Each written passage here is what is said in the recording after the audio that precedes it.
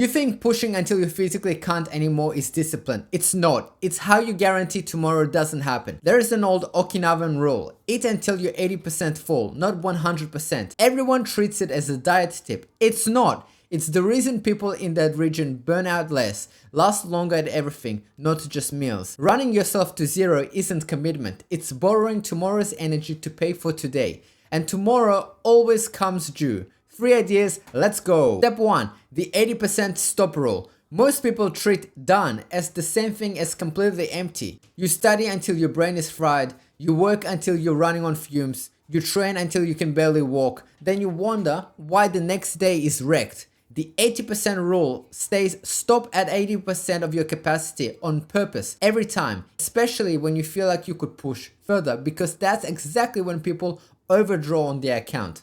So quick action, pick one thing today where you'd normally go until you're wiped out and stop at 80% instead. If it's studying, that's ending the session while you can still focus, not when your eyes are glazing over. If it's a workout, that's leaving 1 rep in the tank instead of grinding to failure every set. You're not doing less, you're leaving fuel for tomorrow instead of spending it all today. Step 2, the reserve tank. Here's why the leftover 20% matters. It's not wasted capacity. It's the buffer that absorbs whatever life throws at you that you didn't plan for. If you run at 100% and there's no reserve left for when your kids get sick, your car breaks down, or your boss needs you to stay late, every unplanned demand comes directly out of tomorrow's energy. And that's exactly how one bad week turns into a total burnout. So quick action. Before you commit your full day to work or tasks, mentally set aside a chunk you don't touch. If it's your work day, that's protecting the last hour instead of scheduling it full, so a surprise fire doesn't wreck your whole evening.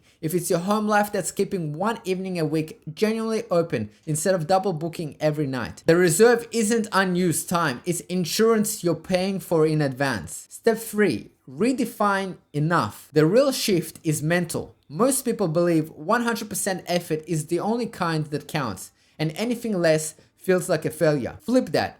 A consistent 80% you can repeat every single day beats 100% that wrecks you and forces 3 days of recovery. The maths isn't close. 5 days at 80% is more total output than 2 good days followed by a crash. So quick action. At the end of the day, stop asking, did I do everything? Ask, did I do enough to show up the same way tomorrow?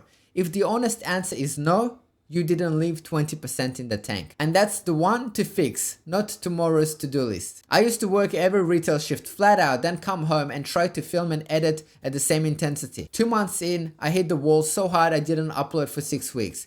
It wasn't a discipline problem. I never left myself a reserve, so the first bad week took the whole system down with it. Discipline isn't running yourself to empty. It's leaving enough in the tank to actually show up again tomorrow. Stop at 80%. Protect the reserve and ask if you left enough for tomorrow, not whether you did everything today. Comment below with the one area of your life where you're currently running on empty, and check out the next video in this series for the next piece of the system.